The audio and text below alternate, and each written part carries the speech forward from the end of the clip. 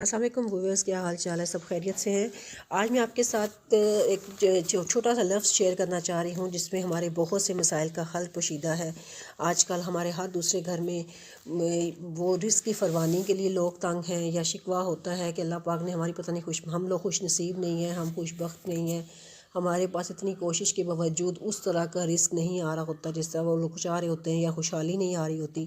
ان سب مسائل کے لیے، اور خاص کر ہر دوسرے گھر میں بچیوں کا مسئلہ بنا ہوا ہے کہ والدین جس طریقے سے بچیوں کے لیے رشتے چاہ رہے ہوتے ہیں اس ٹائپ کے ان کے پاس آتے نہیں ہیں، اور اگر آتے ہیں تو پھر دوبارہ ایک آدھ چکر کے بعد کوئی رسپانس دیے بغیر ہی وہ خاموشی ہو جاتی ہے۔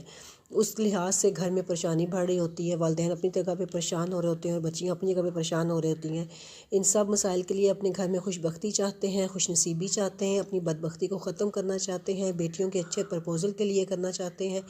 تو یا کریموں کی تسبیح ہے جس کو آپ نے 5 تسبیحاں کرنی ہے، اول آخر 11 بار درود شریف ہے۔ اس کو آپ چاہے ایک ہی نشست میں بیٹھ کے 500 دفعہ پڑھ لیجئے، یا جیسے آپ کو آسانی لگتی ہے، اور ہر نماز کے ساتھ بھی آپ ایک تسبیح کر سکتے ہیں۔ اور اگر اس کے ساتھ بیرون ملک کوئی مسائل ہیں، جیسے کسی کے باہر کا کوئی مسئلہ بن رہا ہے، اس نے جاب کے لیے باہر جانا چاہ رہا ہے لیکن جا نہیں پا رہا، کوئی پریشانی کوئی رکاوٹ آ رہی ہے،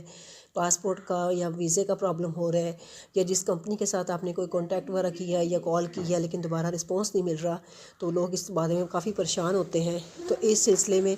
یا جوادو یا کریمو یا جوادو،